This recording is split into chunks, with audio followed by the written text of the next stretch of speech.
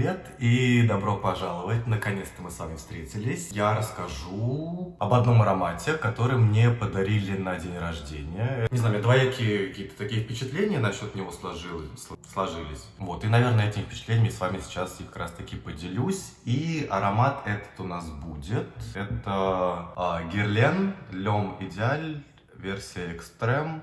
Он отличается от классического L'Homme Idéal. По аромату... О, господи, нет, сейчас мне нравится больше, конечно, прям. О, боже. Так, у меня все меняется, мне кажется, мои фавориты, и сейчас этим фаворитом становится как раз-таки именно он. Так, я теперь не... Я не знаю, почему так случилось. Так, давайте нанесу.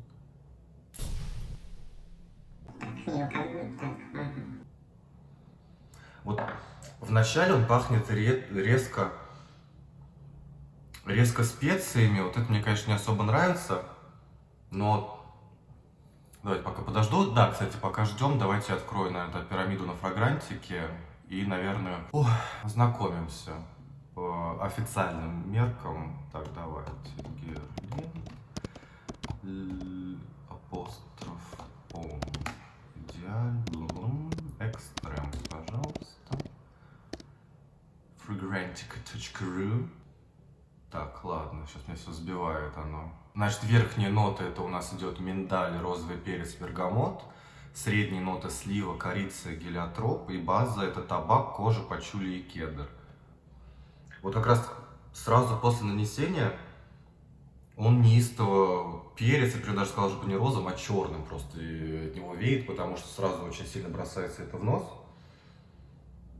Но вот потом я сейчас чувствую смесь легкой корицы с миндалем. Миндаль я обожаю сам по себе, то есть круассан с миндалем, марципан, просто миндаль, миндальная паста, это для меня все, я готов это есть, не знаю, днями и ночами. Поэтому в парфюмерии миндаль для меня тоже. Тут миндаль такой горьковатый, то есть не сладкий, а вот именно с горечью. Корица здесь не вбивается так прям ярко, чтобы заполняла все собою. Корица здесь в меру. Вот сейчас больше всего чувствуется миндаль, перец продолжает, бергамот я еле, вот просто, не знаю, через 10 раз могу почувствовать его, поэтому здесь...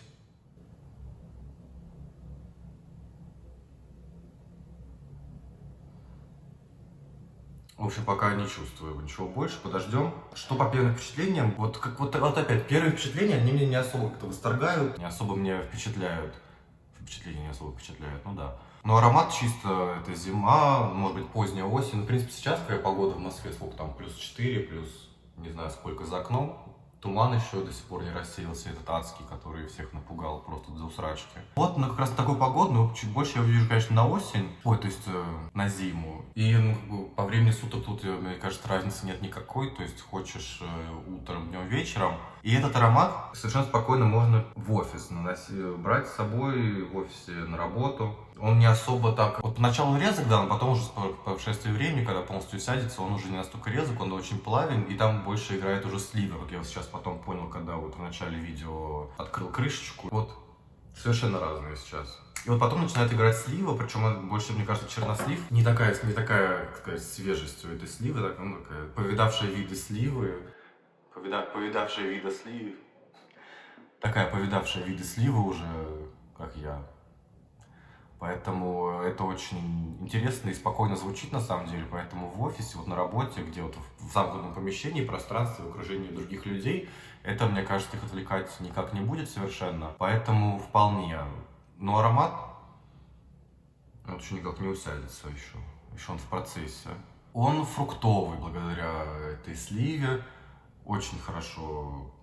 Насчет сладости, многие говорят, что он слишком сладкий. Он не слишком сладкий. Вот если сравнить его, к примеру, я не знаю, с вот Emporio Armani Stronger with You Intensely, то это будет в миллиард раз слаще. Там корица, ваниль, что там еще все на свете понамешано. И плюс это химозная адская суперстойкость, которая там один пшик и от тебя благоухает за километр на протяжении недели. Это я утрирую, конечно, но вещь, конечно, такая термоядерная. Про нее, кстати, тоже очень интересно поговорить. Я, наверное, в следующем видео как раз про этот аромат и сниму, и расскажу вам про него. Это к чему? Если сравнить вот с ним, с Армани, то Герлен абсолютно не сладкий. Там вот именно вот какая-то полупряность этого чернослива с немножко перца, вот, и потом еще выступает кожа на фоне. Это очень-очень вкусно, очень интересно. Вот я не знаю, у меня что теперь все, у меня произошло смешение, микс, фьюжн, все на свете. Но мне все, я понимаю, что с каждым разом мне все нравится все сильнее и сильнее, и я не могу никак перестать уже его слушать. Вот сейчас табак, вот табак просто. Я даже сказал, что это табак, знаете, табак смоченный. Как будто взяли такой сочный чернослив, который немножко такой еще подвяленный. Его так скрутили и выжили остатки сока жизненного, живительного из сливок, немножко выжили на табак. Табак стал мокрым, влажным из-за этого. И вокруг бегает миндаль такой, все это снимает на камеру, как выжимают чернослив на табак. И все это вместе пляшет и веселится. И это получается какую-то безумную композицию, которая не перестает меня удовлетворять. Это, наверное, все, это, наверное, будет мой основной аромат на эту зиму, потому что я планировал пользоваться Prada L'Homme Intense, которая с адской итальянской кожей и ирисом сверху. То сейчас, наверное, сменю свое мнение на Герлен, потому что я понимаю, что это наикрасивейшая композиция, которая заставляет меня о чем-то таком мечтать, думать, представлять, о чем я не скажу, но это вот безумно приятный аромат.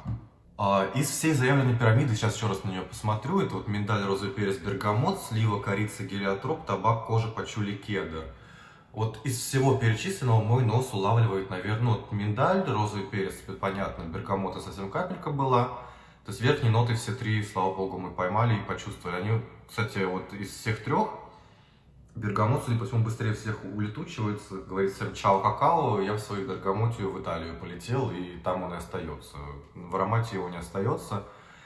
Из средних нот слива, корица, гелиотроп. Гелиотроп, к сожалению, я не знаю, как благоухает, что он из себя представляет. Я понимаю, что это цветок, судя по картинке, но, к сожалению, не знаю.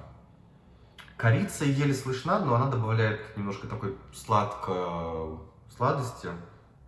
Слива, точнее чернослив, который в итоге здесь, он очень, вот он становится даже не средний, а базовый, просто вот вокруг сливы здесь все строится, а не вокруг табака с кожей.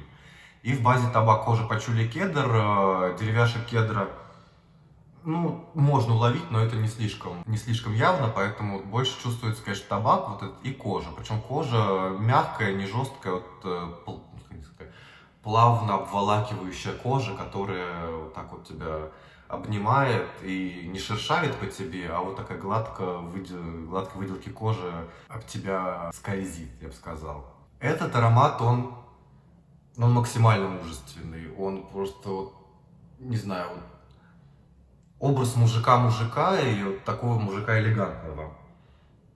Без каких-либо там подоплек или двусмысленных непонятных вещей. Но вот этот аромат просто...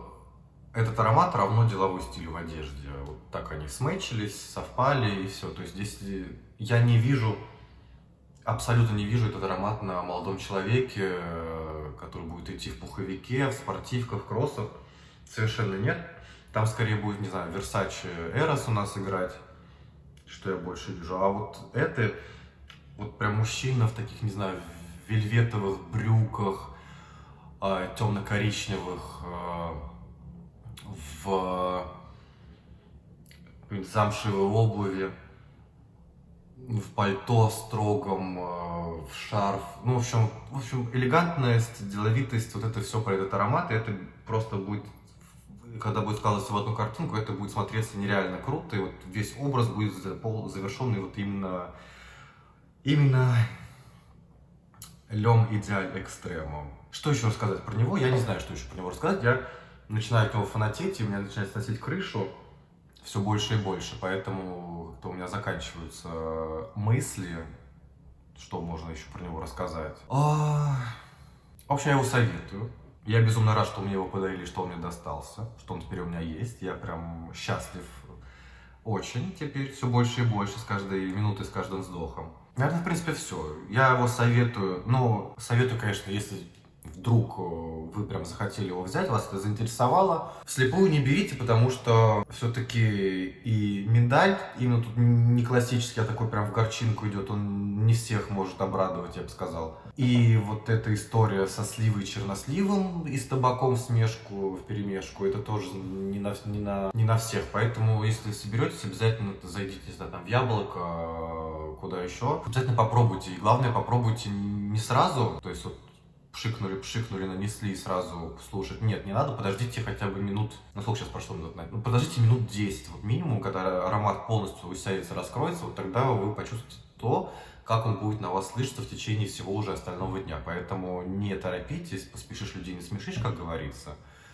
А в случае с гирлянд так особенно. Поэтому подождите, и я надеюсь, что вам он тоже понравится, как и мне. Мне будет приятно, что у нас таких любителей в полку Герлена Лём Идеаль Экстрем станет больше. Поэтому, нет, ну, в общем, я его правда советую. Вот так вот. 2 пальчика от меня этому аромату, и от вас тоже пальчик давайте этому видео.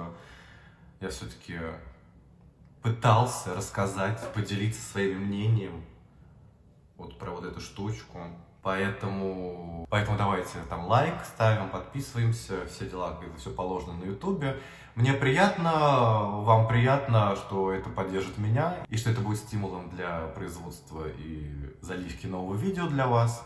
Поэтому давайте, не пропадаю, новое видео совсем скоро на канале, поэтому давайте, всем пока и чао какао.